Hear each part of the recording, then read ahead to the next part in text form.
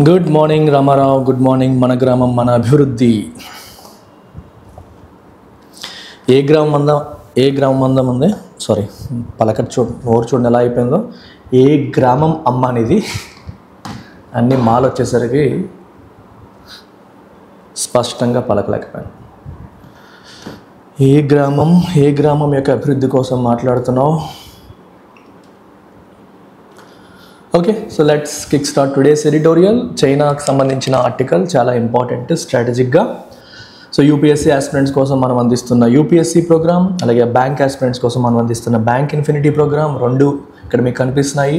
ఇక్కడ మీకు కనిపిస్తున్న ఫీ స్ట్రక్చర్ అంతా కూడా ఆన్లైన్కి సంబంధించింది. ఆఫ్లైన్ కావాలన్నా వైజాగ్లో మనకి ఆఫ్లైన్ క్లాసెస్ అందుబాటులో ఉన్నాయి. ఇంట్రెస్ట్ ఉన్న వాళ్ళు ఆన్లైన్ అంటే ఆన్లైన్, లేదా ఆఫ్లైన్ కావాలంటే ఆఫ్లైన్ మీరు చూస్ చేసుకోవచ్చు. ఏపీపీఎస్సీ గ్రూప్ 1 అలాగే టీజీపీఎస్సీ గ్రూప్ 1కి కూడా మన దగ్గర కోర్సెస్ అందిస్తున్నాము. వీటిని కూడా మీరు యూటిలైజ్ చేసుకోవచ్చు. If you are interested in any of these courses, వీటికి కూడా మీకు both offline as well as online classes మనం అందిస్తున్నాం. అండ్ గ్రూప్ 1తో పాటు గ్రూప్ 2 కూడా ఉన్నాయి. So group 2 aspirants group 2 classes కూడా మీరు పొందొచ్చు. సో ఇవాల్టి ఎడిటోరియల్లోకి వస్తే ఏ ప్రొడక్టివ్ విజిట్ అనే టైటిల్ మనకి కనిపిస్తుంది. ప్రొడక్టివ్ అంటే బాగా ఉపయోగపడేదాన్ని మనం ప్రొడక్టివ్ అంటాం. So it was a productive session అంటే దానివల్ల కొంత ఉపయోగమైంది, ఆ సెషన్ వేస్ట్ అవ్వలేదు అనే మీనింగ్ మనకు వస్తుంది. India and China seem ready to put behind the memory of Galwan clashes.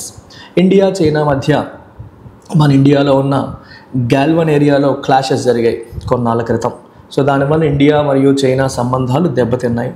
చాలా కాలం పాటు ఇండియా రెండింటి మధ్య ట్రేడ్ కూడా కొంచెం దెబ్బతినే పరిస్థితులు, చైనా పట్ల చాలా వ్యతిరేకత ఇండియాలో రావడం, ఇవన్నీ కూడా జరిగాయి. అయితే ఆ మెమరీస్, ఆ బ్యాడ్ మెమరీస్ అన్నీ కూడా రెండు దేశాల మధ్య ఉన్న ఆ నెగిటివిటీ అంతా కూడా it looks like both the countries seem ready to put behind, అవన్నీ కూడా పక్కన పెట్టేయడానికి సిద్ధంగా ఉన్నట్టుగా మనకి కనిపిస్తోంది. రెండు దేశాలు ఆ బ్యాడ్ మెమరీస్ని, ఆ గాయాలని పక్కన పెట్టడానికి లేదా సిద్ధంగా ఉన్నట్టుగా మనకి కనిపిస్తుంది. ఎందుకు కనిపిస్తుంది అంటే రీసెంట్గా ఇండియాకి యుఎస్కి చెడింది. ఇండియా రష్యా దగ్గర ఆయిల్ కొంటుందని చెప్పి అమెరికా మన మీద బుల్లింగ్ చేస్తుంది. మనకి రూల్స్, రెగ్యులేషన్స్, రెస్ట్రిక్షన్స్ పెడుతుంది. వాళ్ళు చెప్పిన మాట ఇండియా వినట్లేదు కాబట్టి ఇండియా మీద విపరీతంగా టారిఫ్స్, శాంక్షన్స్ వేస్తుంది. సో కాబట్టి ఇండియా యుఎస్ రిలేషన్స్ ఒక మాదిరిగా చెడ్డాయి. సో ఈ టైంలో ఇండియా యుఎస్ పట్ల హర్ట్ అయ్యి ఉంది కాబట్టి ఇదే సరైన సమయం అన్నట్టుగా చైనా భావించి ఇండియాకు ఒక హ్యాండ్ ఇస్తుంది. మరి ఇండియా కూడా మరి ఈ టైంలో అమెరికాను నమ్ముకుంటే పనులు ఇలా లేవు, వాళ్ళేమో ఇట్లా ట్రంప్ వ్యవహార శైలి కూడా బాగాలేదు అనే విషయాన్ని కూడా ఇండియా గమనిస్తోంది. సో కాబట్టి మనల్ని ఎవరైతే ఆహ్వానిస్తున్నారో, ఎవరైతే ఫ్రెండ్షిప్ హ్యాండ్ ఇస్తున్నారో వాళ్ళతో క్లోజ్గా మూవ్ అవ్వడానికి ఇండియా కూడా ప్రయత్నం చేస్తుంది. ఆ క్రమంలోనే ఇటు చైనాతో కూడా ఇండియా దగ్గర అవుతుంది. Judging by the statements and readouts from both sides, Chinese foreign minister Wang Yi's 2-day visit to India this week was extremely productive. రెండు సైడ్స్ నుంచి వచ్చిన స్టేట్మెంట్స్ మరియు రీడౌట్స్ని మనం గమనిస్తే, వాటిని బేస్ చేసుకొని మనం మాట్లాడితే, okay, Chinese foreign minister Wang Yi's 2-day visit to India, China యొక్క ఫారిన్ మినిస్టర్ 2 రోజుల పర్యటన కోసం ఇండియాకి రావడం జరిగింది ఈ వారం. ఇది చాలా ప్రొడక్టివ్గా జరిగినట్టుగా మనకు కనిపిస్తుంది. అంటే రెండు దేశాలు కూడా చాలా పాజిటివ్ స్టేట్మెంట్స్ రిలీజ్ చేశాయని మనకు తెలుస్తుంది. While Mr. Wang was in Delhi at the invitation of NSA Ajit Doval for the 24th Special Representative Stock on the boundary question, he also met External Affairs Minister S. Jaishankar for bilateral talks and the normalization process after the 4-year military standoff at the line of actual control. ఇండియాకి మరియు చైనాకి మధ్యలో ఉన్న line of actual control దగ్గర 4 సంవత్సరాల క్రితం జరిగిన military stand of అంటే ఒక గొడవ, ఒక కాన్ఫ్లిక్ట్, ఇమీడియట్గా రిజల్యూషన్ దొరకని కాన్ఫ్లిక్ట్స్ని మనం స్టాండ్ ఆఫ్స్ అంటాం. ఏ కాన్ఫ్లిక్ట్ విచ్ డజంట్ హ్యావ్ ఇమీడియట్గా రిజల్యూషన్ కనిపించింది మనకి కాన్ఫ్లిక్ట్ అనమాట. దాని తర్వాత నార్మలైజేషన్ ప్రాసెస్ కోసం, బైలేటరల్ టాక్స్ కోసం, ఎవరైతే ఈయన ఈ బౌండరీ విషయంలో మళ్ళీ నార్మల్ ప్రాసెస్ని రెస్టోర్ చేయడం కోసమని మీటింగ్స్ జరుగుతూ ఉన్నాయి, డిస్కషన్స్ జరుగుతూ ఉన్నాయి. ఆ ప్రాసెస్లోనే ఎన్ఎస్ఏ అజిత్ దోవల్ ఆయన ఇన్వైట్ చేశారు ఇండియాకి రమ్మని. ఆ ఇన్విటేషన్తో ఆయన 24 స్పెషల్ రిప్రజెంటేటివ్ స్టాక్ అటెండ్ అవ్వడానికి ఆయన వచ్చారు. అదే క్రమంలో ఆయన ఎక్స్టర్నల్ అఫైర్స్ మినిస్టర్ అంటే ఆయన యొక్క కౌంటర్ పార్ట్ అయిన ఎస్ జయశంకర్ని కూడా కలవడం జరిగింది ద్వైపాక్షిక చర్చల కోసం. అది మనకి ఇప్పుడు జరిగిన విషయం. ఇది context. Mr Wang was also received by prime minister Narendra Modi, who said that he would travel to Tianjin for the Shanghai Cooperation Organization meeting. SCO meeting త్వరలో చైనాలో జరగబోతోంది. మోదీ గారు ఆ మీటింగ్కి నేను వెళ్ళబోతున్నాను అనే విషయాన్ని మిస్టర్ వాంగ్కి తెలియజేశారు. సో మోదీ గారు కూడా అక్కడి మన ఫారిన్ మినిస్టర్ని కలవడం అనేది జరిగింది. Mister Modi will meet with Chinese president Xi Jinping. So Modi garu China వెళ్ళినప్పుడు చైనీస్ ప్రెసిడెంట్ జిన్పింగ్ని కలవబోతున్నారు. In Delhi, India and China agreed to resume border trade at 3 points. ఢిల్లీలో ఇండియా మరియు China agreed to resume border trade at 3 points. 3 చోట్ల border trade చేయడానికి India మరియు China ఒప్పుకోవడం అనేది జరిగింది. సో ఇప్పుడు ఢిల్లీలో మీటింగ్ అయింది కదమ్మా. ఈ మీటింగ్లో ఏం తేలిందంటే 2 కంట్రీస్ కూడా 3 points దగ్గర బార్డర్ ట్రేడ్ చేయడానికి ఒప్పుకున్నాయి అని అర్థం. ఓకేనా?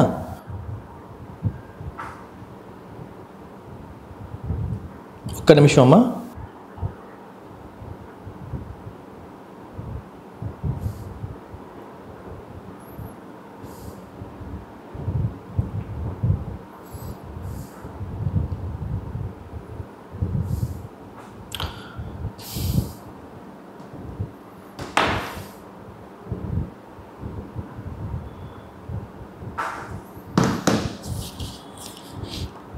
In Delhi, India and China agreed to resume border trade at 3 points.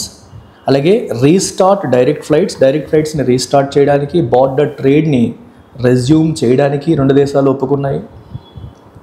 అలాగే expand the Kailash Manas Sarovar yatra slots for pilgrims and relax వీసాస్ని రిలాక్స్ చేయాలని, అలాగే కైలాష్ మానస్ సరోవర్ యాత్ర యొక్క స్లాట్స్ని ఎక్స్పాండ్ చేయడానికి కూడా 2 దేశాలు అగ్రీ అవ్వడం అనేది జరిగింది. వీసాస్ రిలాక్సేషన్ అంటే ఇండియా నుండి చైనా వెళ్ళాలన్నా, చైనా నుంచి ఇండియా రావాలన్నా వీసా రిలాక్సేషన్కి కూడా ఒప్పుకోవడం అనేది జరిగింది. బార్డర్ ఇష్యూ కంప్లీట్గా సాల్వ్ అయ్యిందా లేదా అనేది కూడా క్లారిటీ లేకుండానే ఇప్పుడు 2 దేశాలు కలిసిపోతున్నాయి. ప్రాబ్లం అదే. ఇండియా ఇప్పుడు ఈజ్ కైండ్ ఆఫ్ ఒక పొజిషన్ ఆఫ్ వీక్నెస్లో ఉంది. ఇండియా పొజిషన్ ఆఫ్ స్ట్రెంగ్త్లో లేదు, పొజిషన్ ఆఫ్ వీక్నెస్లో ఉంది. ఎందుకు పొజిషన్ ఆఫ్ వీక్నెస్లో ఉంది ఇండియా? పొజిషన్ ఆఫ్ వీక్నెస్లో ఎందుకు ఉందంటే యుఎస్ నుంచి మనం ప్రెజర్ ఫీల్ అవుతున్నాం కాబట్టి, అమెరికా నుంచి మనం ప్రెజర్ ఫీల్ అవుతున్నాం కాబట్టి ఇండియా ఒక పొజిషన్ ఆఫ్ వీక్నెస్లో ఉంది అని మనం చెప్పొచ్చు. ఇలాంటి సమయంలో అమెరికా మీద కోపంతో మనం చైనాకి దగ్గరగా జరుగుతున్నాం. ఇది కొంచెం ఆలోచించాల్సిన విషయమే. ఎందుకంటే చైనా వాడు కూడా తెలివిగా బార్డర్ ఇష్యూని కంప్లీట్గా రిజాల్వ్ చేయకుండానే మిగిలిన అన్ని వ్యవహారాలతో ఇండియాతో ఉన్న రిలేషన్స్ని రెస్టోర్ చేసే కార్యక్రమం తను చేసేస్తున్నాడు. అది మనకి చైనా వాడి తెలివితేటలు అన్నమాట. ఇండియాకి అమెరికాకి ఉన్న ఇష్యూని వీడు వాడేసుకొని ఇండియాతో ఉన్న రిలేషన్స్ నార్మలైజ్ చేస్తున్నాడు, బార్డర్ ఇష్యూ కంప్లీట్ రెజల్యూషన్ లేకుండానే. అది చైనా తెలివితేటలు. సో ఇండియా కొంచెం కేర్ఫుల్గా ఉండాల్సిన అవసరం ఉంది. While there were positive discussions on the lifting of export restrictions by China on fertilisers, rare earth products and boring machinery, it is unclear whether there was headway on China's demand that India lift its scrutiny of Chinese FDI in Indian companies. While there were positive discussions on the lifting of export restrictions, కొన్ని positive discussions కూడా జరిగాయి. ఏంటవి? ఇండియాకి చేస్తున్న exports పైన China కొన్ని restrictions పెట్టింది. వేటిపైన అంటే ఫెర్టిలైజర్స్, రేర్ ఎర్త్ ప్రొడక్ట్స్, అలాగే బోరింగ్ మెషినరీ ఇట్లాంటివి. సో ఇట్లాంటి వాటిపైన రెస్ట్రిక్షన్స్ని లిఫ్ట్ చేస్తాము అన్నట్టుగా ఒక ఇండికేషన్ చైనా ఇవ్వడం అనేది జరిగింది. ఆ ఆస్పెక్ట్లో కొన్ని పాజిటివ్ డిస్కషన్స్ జరిగాయని చెప్పొచ్చు. అయితే it is unclear whether there was headway on Chinese demand that India lift it's scrutiny of Chinese FDI in Indian companies. Indian కంపెనీస్లో చైనీస్ కంపెనీస్ చేసే పెట్టుబడి, ఇండియన్ కంపెనీస్లో చైనీస్ కంపెనీస్ చేసే పెట్టుబడి ఫారిన్ డైరెక్ట్ ఇన్వెస్ట్మెంట్ ఏదైతే ఉందో ఆ ఫారిన్ డైరెక్ట్ ఇన్వెస్ట్మెంట్ని ఈ మధ్యన ఇండియా రెస్ట్రిక్ట్ చేస్తోంది. సో ఆ స్క్రూటినీని మీరు లిఫ్ట్ చేయాలి అని చెప్పి చైనా డిమాండ్ చేస్తుంది. అంటే చైనీస్ కంపెనీస్ ఇండియన్ కంపెనీస్లో ఇన్వెస్ట్ చేయడానికి మీరు అవకాశాన్ని కల్పించాలి, మీరు రెస్ట్రిక్షన్స్ ఎక్కువగా పెట్టకూడదు అనేది చైనా యొక్క డిమాండ్. ఆ డిమాండ్ విషయంలో whether there was any headway అంటే ఏమైనా అడుగులు ముందుకు పడ్డాయా, ప్రోగ్రెస్ ఏమైనా లభించిందా లేదా అనే విషయంలో ఇంకా ఫుల్ క్లారిటీ అనేది రాలేదు. It is unclear. The two sides agreed to expedite the process of boundary resolution of the 3,500 kilometers India-China border. రెండు సైడ్స్ కూడా agreed to expedite అంటే అర్థం ఏంటమ్మా, స్పీడప్. రెండు దేశాలు కూడా అంటే అటు చైనా మరియు ఇటు ఇండియా రెండు దేశాలు కూడా దే అగ్రీడ్ టు ఎక్స్పీడైట్ అంటే speed up the process of boundary resolution of 3,500 kilometers. 3,500 కిలోమీటర్ల ఇండియా చైనా బార్డర్ దగ్గర ఇష్యూస్ ఉన్నాయి. వాటిని రిజాల్వ్ చేసే విషయంలో కూడా మనం అడుగులు ముందుకు వేస్తాము, స్పీడ్గా ఆ ప్రాసెస్ని సాల్వ్ చేస్తామని చెప్పి ఒప్పుకున్నాయి. అంటే ఇక్కడ గమనించాల్సింది ఏంటంటే కంప్లీట్ రిజల్యూషన్ అనేది ఇంకా రాలేదు. కంప్లీట్ రిజల్యూషన్ రాకముందే వేరే అంశాలన్నీ కూడా మాట్లాడుతున్నారు. ఇండియా యొక్క ఎర్లియర్ స్టాండ్ ఏంటంటే బార్డర్ ఇష్యూ తేలేంత వరకు మిగిలిన విషయాలు మేము చైనాతో మాట్లాడము అని చెప్పి కూర్చునేది. ఇప్పుడు అదే ఇండియా బార్డర్ ఇష్యూ పూర్తిగా రిజాల్వ్ అవ్వడానికి ముందే మిగిలిన విషయాల్లో అడుగులు ముందుకు వేసే కార్యక్రమాలు చేస్తుంది. ఒక రకంగా India is at a position of weakness. మనం పొజిషన్ ఆఫ్ స్ట్రెంగ్త్లో లేం, పొజిషన్ ఆఫ్ వీక్నెస్లో ఉన్నాం. చైనాకి యుఎస్ ఎనిమీ, యుఎస్కి ఇండియా ఫ్రెండ్. అలాంటిది యుఎస్ ఇండియా రిలేషన్స్ చెడిపోవడం చైనాకి చాలా హ్యాపీనెస్ ఇస్తుంది. డెఫినెట్గా China will be completely happy. So దీన్ని వాడేసుకొని ఇండియాకి దగ్గర అవుతూ ఆ ప్రాబ్లం రిజాల్వ్ అవ్వకుండానే ఇండియాకి దగ్గర అయ్యే ప్రయత్నాలు చైనా చేస్తుంది. చైనాని గుడ్డిగా నమ్మడం వల్ల కూడా ఇండియాకి చాలా రిస్కులు ఉన్నాయి.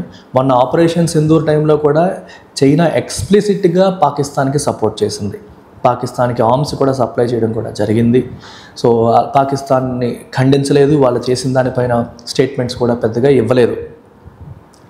అలాగే యుఎన్ఎస్సి నుంచి ఖండించే స్టేట్మెంట్ కూడా వీటో ఆపేసింది. అంటే యుఎన్ఎస్సి దాన్ని పాకిస్తాన్ చేసిన తీవ్రవాద చర్యని ఖండించకుండా ఆపింది. సో అట్లాంటిది మనం చైనాని ఎంతవరకు నమ్మొచ్చు అనే క్వశ్చన్ కూడా ఇక్కడ ఇంపార్టెంట్. సో చాలా కేర్ఫుల్గా ఆలోచించాల్సిన స్థితిలో ఇండియా ఉంది. అయితే మన పరిస్థితి అలా ఉంది. ఇప్పుడు weakness, we are at a position of weakness. ఈ పొజిషన్ ఆఫ్ వీక్నెస్లో ఉన్నాం, మరి తప్పదు ఇంకా.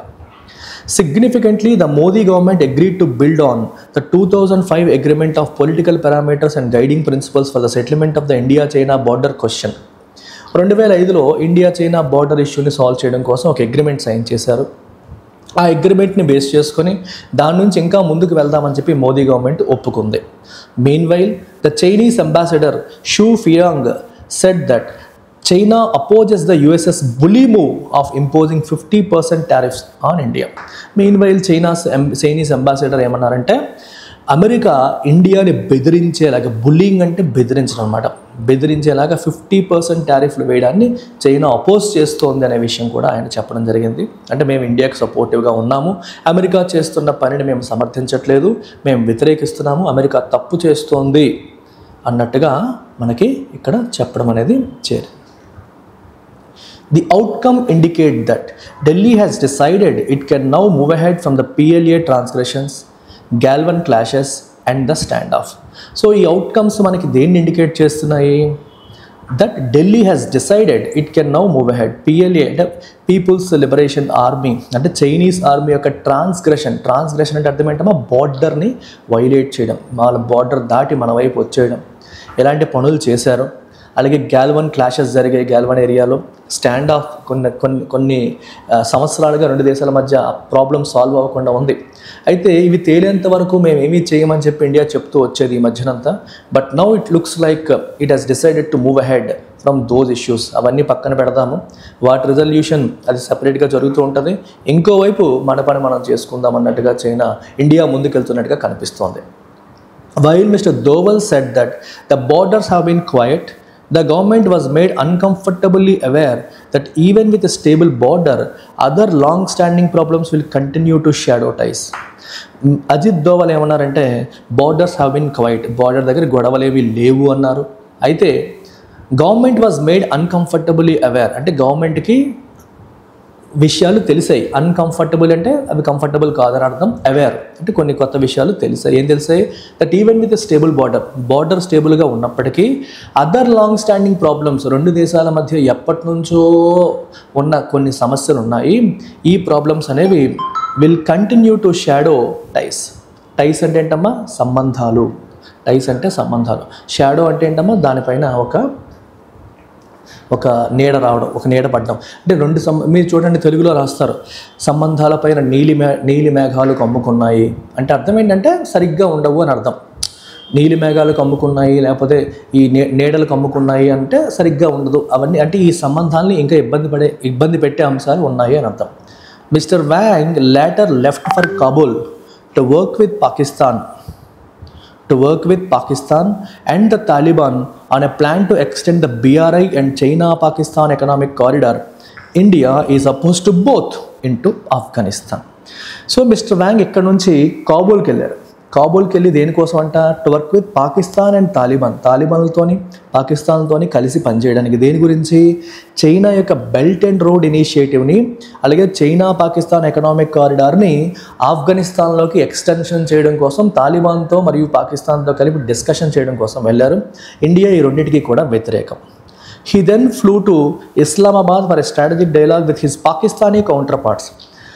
ఇండియా నుంచి తాలిబాన్ ఆఫ్ఘనిస్తాన్ వెళ్ళి ఆఫ్ఘనిస్తాన్ నుంచి పాకిస్తానీ కౌంటర్ పార్ట్స్ని అంటే తన పాకిస్తానీ ఫారెన్ మినిస్టర్స్ని కలవడానికి ఒక స్ట్రాటజిక్ డైలాగ్ అంటే చర్చలు, ద్వైపాక్షిక చర్చల కోసం ఇస్లామాబాద్కి వెళ్ళారు.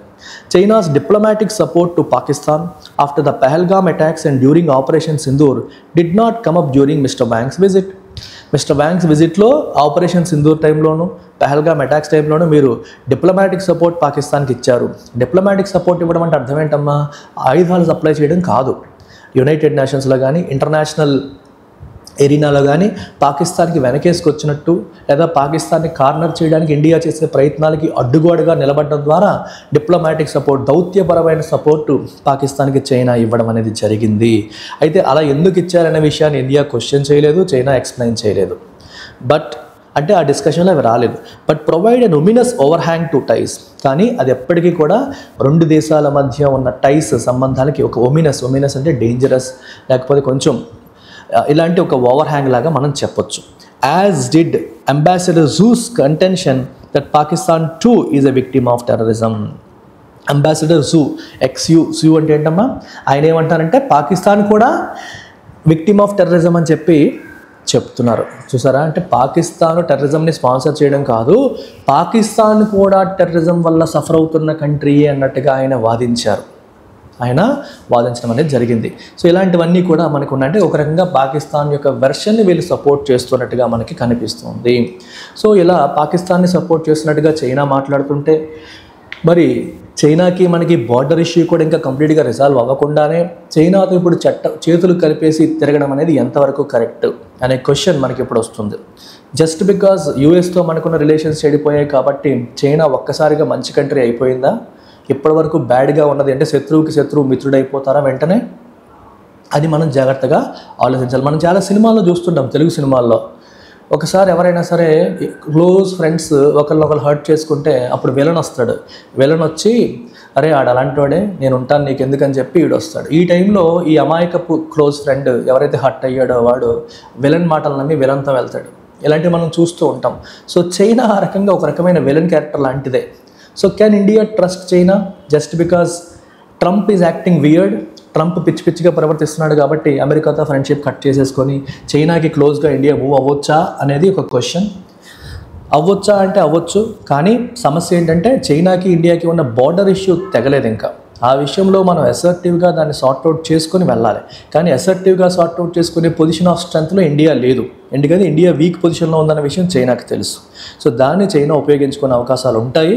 సో చైనీస్ స్ట్రాటజీ ఎలా ఉంటుందంటే ప్రతి దేశాన్ని కెలికేస్తూ ఉంటుంది. కెలికేసి వాళ్ళని డిఫెన్స్లో పడేస్తుంది. డిఫెన్స్లో పడి కొన్నాళ్ళు అయిన తర్వాత మళ్ళీ నెగోషియేషన్కి రప్పించుకుంటుంది, డిస్కషన్లోకి రప్పించుకొని ఆ తర్వాత వాళ్ళు వీక్గా ఉన్న టైంలో రెజల్యూషన్కి వెళ్తారు. సో ఇది జనరల్గా వీళ్ళు చేసే పనులు. మీరు ఇంకొక పని కూడా చెప్తాను. I tell you one more thing. So this is my view అమ్మ, ఇది ఎడిటోరియల్ వ్యూ కాదు, మై వ్యూ. ఇప్పుడు రష్యా ఏం చేస్తుందో ఒకసారి గమనించండి. అంటే ఈ పనులు ఎంతవరకు కరెక్ట్ మనం ఆలోచిద్దాం. ఇది యుక్రెయిన్. రష్యా ఏం చేసింది? యుక్రెయిన్ పైన దాడి చేసింది. యుక్రెయిన్లో కొంత పార్ట్ ఆక్యుపై చేసింది. ఆక్యుపై చేసి ఆగుతుందా? ఇంకా యుద్ధాన్ని కంటిన్యూ చేస్తుంది. కొంత పార్ట్ ఆక్యుపై చేసేసి యుద్ధాన్ని కంటిన్యూ చేస్తూ వస్తుంది.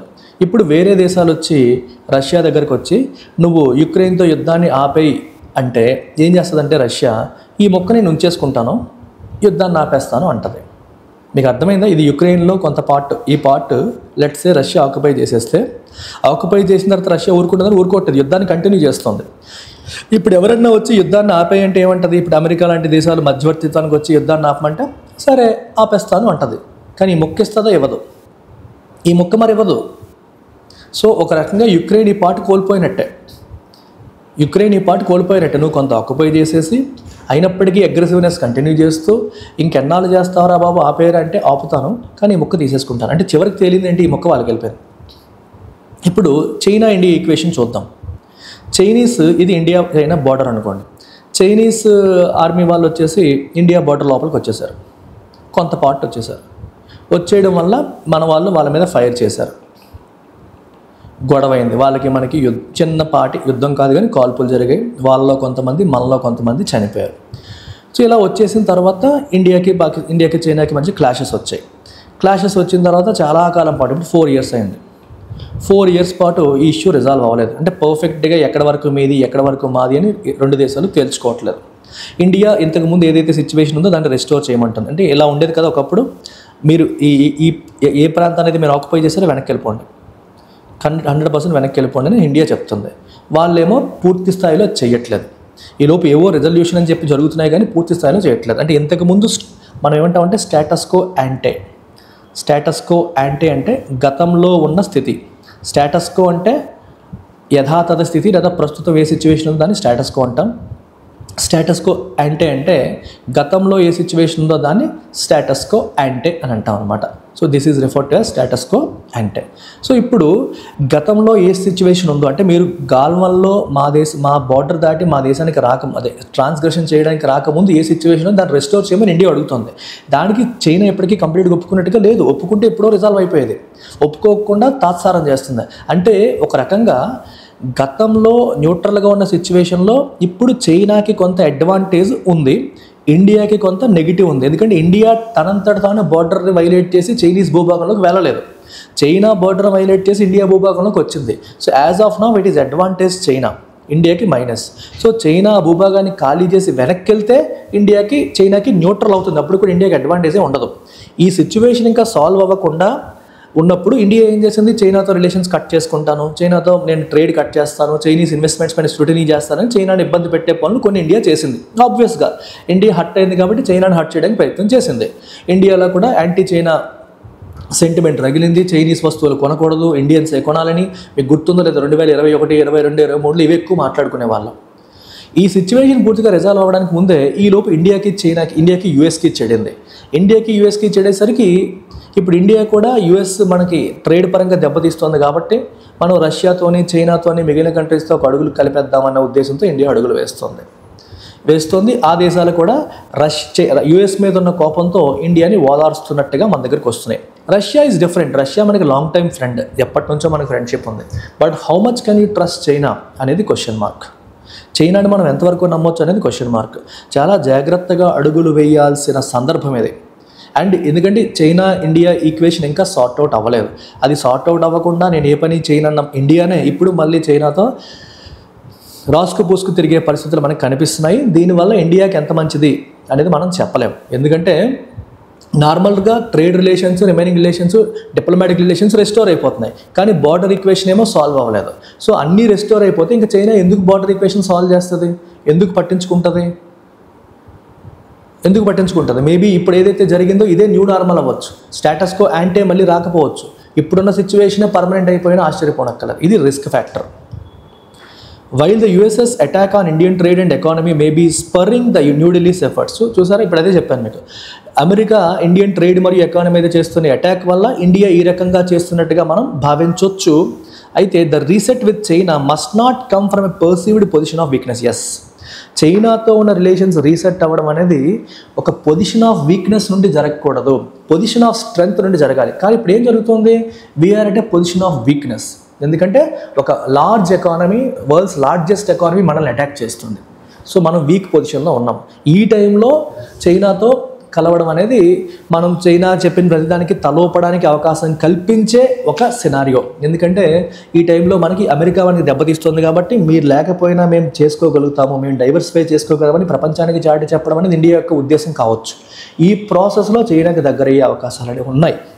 And the next steps must be taken keeping in focus the strategic challenge. చాలా కేర్ఫుల్గా చైనాని కూడా కంప్లీట్గా ట్రస్ట్ చేయలేము అనే విషయాన్ని గుర్తు పెట్టుకొని నెక్స్ట్ స్టెప్స్ తీసుకోవాలి.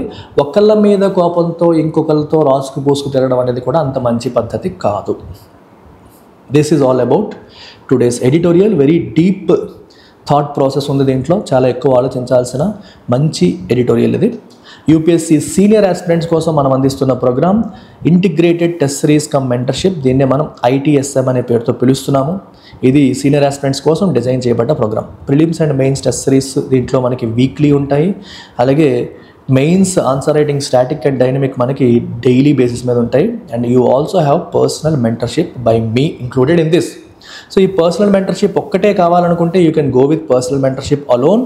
That is available at 15,000 with life time validity. మీకు జాబ్ వచ్చేంత వరకు కూడా మీరు నాతో మాట్లాడవచ్చు. ప్రతి చిన్న విషయంలో మీకు ఎటువంటి అనుమానాలు ఉన్నా మీరు నాతో డిస్కస్ చేసి మీ అనుమానాలను నివృత్తి చేసుకోవచ్చు ప్రిపరేషన్ పరంగా, స్ట్రాటజిక్గా. మరి ఇవాళ ఎడిటోరియల్ని బేస్ చేసుకొని రీడింగ్ కాంపరెన్షన్ ఒకసారి చూద్దాము. సో దీంట్లో టోన్ ఆఫ్ ద ఆథర్ ఏంటి, ఎలా ఉందమ్మా? Is it optimistic? Definitely not optimistic. Is it balanced and cautiously optimistic? Yes, ఇది కాషియస్లీ ఆప్టిమిస్టిక్, కంప్లీట్గా ఆప్టిమిస్టిక్ అనడానికి లేదు. ఇప్పుడు చైనాతో రిలేషన్స్ రెస్టోర్ అవుతున్నాయి అనే విషయం ఒక రకంగా పాజిటివ్ అయినప్పటికీ కూడా కొంచెం జాగ్రత్త వహించాల్సిన అంశం ఇది. బ్యాలెన్స్డ్గా వెళ్ళాలి. పొజిషన్ ఆఫ్ వీక్నెస్ నుంచి మనం నెగోషియేట్ చేయలేము, పొజిషన్ ఆఫ్ స్ట్రెంగ్త్ నుంచి మనం నెగోషియేట్ చేయాలి అనే పాయింట్ ఇక్కడ మనకు కనిపిస్తుంది. Main idea of the passage ఏం చెప్తాము? చైనాతో ఉన్న అన్ని ఇష్యూస్ రిజాల్వ్ అయిపోయాయా? No. US tariffs real reason for India's engagement with China అని చెప్పొచ్చా? పక్కన పెడదాం. ఇది నో చెప్పలేము, పక్కన పెడదాం. India and China resetting ties post Galwan but must proceed carefully. India మరియు చైనా గాల్వన్ అటాక్స్ తర్వాత రెండు దేశాల మధ్య సంబంధాలు చెడిపోయి వాటిని రీసెట్ చేసుకుంటున్నాయి. కాకపోతే మనకి కేర్ఫుల్గా ముందుకు వెళ్ళాలి. ఇది కొంచెం బెటర్ ఆప్షన్ లాగా కనిపిస్తుంది. US టారిఫ్స్ వల్లే కలిసాము అనేది మెయిన్ పాయింట్ కాదు. అది నిజం అవ్వచ్చు, బట్ అదే మెయిన్ పాయింట్గా మనం చెప్పలేం. So correct answer is C. Inference, India is abandoning its alignment with US. India యూఎస్తో కంప్లీట్గా అలైన్మెంట్ అబాండన్ చేస్తుందని చెప్పగలుగుతామా? లేదు. Border peace alone cannot ensure? No. China has withdrawn completely from all transgressed areas? No. Wang Yi's visit was aimed at expanding CPEC into India? No. నేను 4 నోలు చెప్పేశాను. అంటే ఒకటి కరెక్టే. ఏది కరెక్ట్? B correct. అంటే బార్డర్ పీస్ వచ్చేసినంత మాత్రాన ఇండియా చైనా రిలేషన్స్ కంప్లీట్గా స్టేబుల్ అయిపోతాయంటే అవ్వవు. ఎందుకంటే ఆర్టికల్లో ఏం చెప్పారంటే బార్డర్ పీస్తో పాటు చాలా అదర్ లాంగ్ స్టాండింగ్ ఇష్యూస్ ఉన్నాయి ఇండియా మరియు చైనా మధ్య. సో అవన్నీ కూడా ఉన్నాయని చెప్పారు. కాబట్టి ఓన్లీ బార్డర్ పీస్ ఒక్కటే సరిపోదనే విషయం కరెక్ట్. ఇండియా చైనా రిలేషన్స్ స్టేబుల్గా ఉండాలంటే బార్డర్ పీస్ ఒకటే సరిపోదు. ఎందుకంటే పాకిస్తాన్కి ఇంటర్నేషనల్ ఎరీనాలో చైనా ఇస్తున్న సపోర్ట్ కూడా ఇండియాకి ఇబ్బంది కలిగిస్తున్న అంశమే. పాకిస్తాన్కి చైనా ఇంటర్నేషనల్కి ఇస్తున్న సపోర్ట్ కూడా మనకి ఇబ్బంది కలిగిస్తున్న అంశమే. Assumption, India lakhs capacity to negotiate with China from A position of strength. To an extent right now ఇండియాకి వీక్ పొజిషన్లో ఉంది. ఇంకా బెటర్ ఆప్షన్స్ ఏమైనా చూద్దాం. Economic cooperation with China will automatically, ఇలాంటి పదాలు ఎప్పుడైనా వస్తే 90% కరెక్ట్ కాదు. ఆటోమేటికల్లీ, ఆల్వేస్, నన్. ఆటోమేటికల్గా అన్ని ప్రాబ్లమ్స్ సాల్వ్ అయిపోతాయి అంటే అవ్వవు. Any India China research should be based on strategic strength not weakness. Yes, strategic strength base చేసుకొని వెళ్ళాలి తప్పితే వీక్నెస్ని బేస్ చేసుకొని జరగకూడదు. Pakistan's role in CPEC has no bearing on India China ties? No, ఉన్నాయి. CPECలో పాకిస్తాన్ రోల్ కూడా India Pakistan relations, India China రిలేషన్స్కి ఇంపాక్ట్ చేస్తుంది. సో బెటర్ ఆప్షన్ ఏనా సీనా అంటే బెటర్ ఆప్షన్ C అని చెప్పొచ్చు. ఎందుకంటే ఇక్కడ ల్యాక్స్ ద కెపాసిటీ అనేది తప్పు. ఇండియాకి అసలు కెపాసిటీయే లేదని కాదు, రైట్ నౌ లేదు. రైట్ నౌ ఏంటంటే మనం US మనల్ని అటాక్ చేస్తుంది కాబట్టి మనం పొజిషన్ ఆఫ్ వీక్నెస్లో, పర్సీవ్డ్ పొజిషన్ ఆఫ్ వీక్నెస్లో కనిపిస్తున్నాం. అంతేగాని ఇండియాకి అసలు ఎప్పుడూ పొజిషన్ ఆఫ్ స్ట్రెంత్ ఉండదనే కాదు. కానీ ఆర్టికల్ ఏం చెప్తుందంటే ఇండియా చైనా రిలేషన్స్ రీసెట్ అవ్వడం అనేది స్ట్రాటజిక్ స్ట్రెంత్ బేస్ చేసుకొని జరగాలంటే వీక్నెస్ బేస్ చేసుకొని జరగకూడదని చెప్తుంది. అందుకు best answer is C. UPSC aspirants కోసం మనం అందిస్తున్న beautiful answer writing programme APPSC TGPSC వాళ్ళకి కూడా ఇస్తున్నాము, మీరు యూజ్ చేసుకోవచ్చు. అలాగే టెస్ట్ సిరీస్ కూడా ఉంది, can make use of it. మరి ఇవాళ ఎడిటోరియల్ వొకాబులరీ కూడా చూద్దాము. ప్రొడక్టివ్ అనే పదానికి మీనింగ్ ఏంటమ్మా? ప్రొడక్టివ్ అంటే పనికొచ్చేది, యూస్ఫుల్, పాజిటివ్ రిజల్ట్స్ ఇచ్చేది, ఈల్డింగ్ అని అర్థం. Synonyms fruitful, beneficial, constructive and effective, ఇలాంటి వాటిని మనం సినానిమ్స్గా చెప్పొచ్చు. యాంటనిమ్స్ వచ్చేసి అన్ప్రొడక్టివ్, ఫ్రూట్లెస్, ఇన్ఎఫెక్టివ్, బ్యారెన్. బ్యారెన్ ల్యాండ్ అంటారు. బ్యారెన్ ల్యాండ్ అంటే అర్థం ఏంటమ్మా? మనకి బాగా పంటలు పండించేది ఒకటి, పంటలు పండింది ఇంకోటి, దాన్ని బ్యారెన్ ల్యాండ్ అంటాం. అన్ప్రొడక్టివ్. ట్రాన్స్గ్రెషన్ అంటే an act that goes against a law, rule or boundary.